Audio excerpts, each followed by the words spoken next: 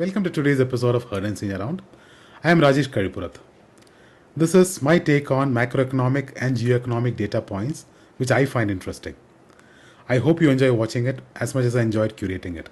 Cheers. War is God's way of teaching Americans geography. Prediction is very difficult, especially about the future. When the facts change, I change my mind.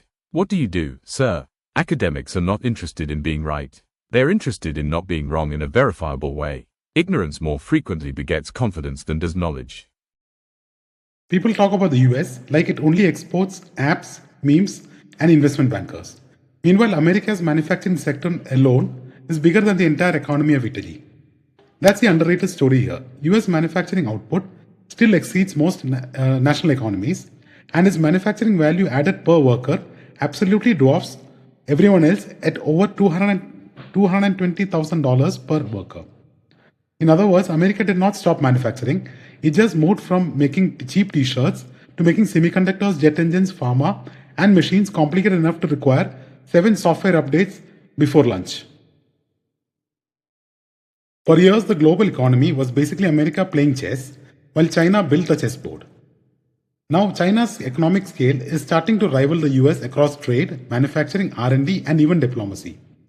China went from a $285 billion economy in 1980 to nearly matching America's output today. It now dominates huge chunks of global exports, spends almost as much on R&D as the US, and consumes 1/3 of the planet's electricity. The real panic in Washington isn't just about growth rates anymore.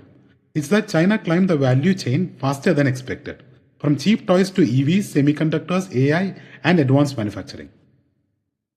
India's Forex reserves have fallen over 5% since March, making it one of the worst hit major oil importing emerging markets during the recent West Asian turmoil. Rupee also slid to record lows as rising crude prices forced the RBI to spend reserves defending the currency. That's a painful math of being a fast-growing economy still heavily dependent on imported energy.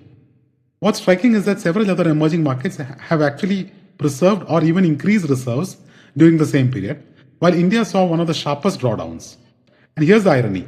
India has spent years building a massive Forex war chest for moments exactly like this. But when oil spikes, dollars leave faster than economists leave a recession debate.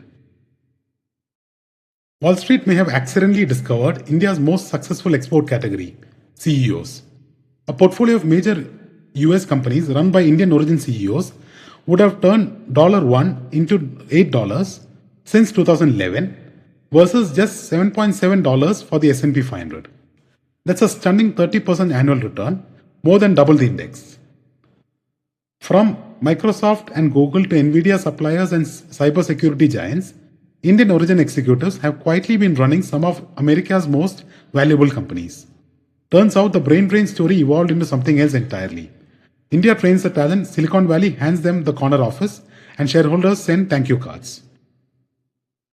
Anthropic's growth numbers are so absurd, they look less like a startup chart and more like someone forgot to turn off their exponential function. Its ARR, annual recurring revenue, basically yearly subscription style revenue, exploded from just $1 billion at the end of 2024 to $44 billion today. That's nearly doubling every 6 weeks. And investors responded the only way modern markets know how, by throwing valuation gravity out of the window. Anthropic jumped from a $183 billion valuation to over $900 billion in under a year. What's remarkable is this isn't just hype anymore. Companies are genuinely spending massive money on AI models, coding agents, automation, and infrastructure.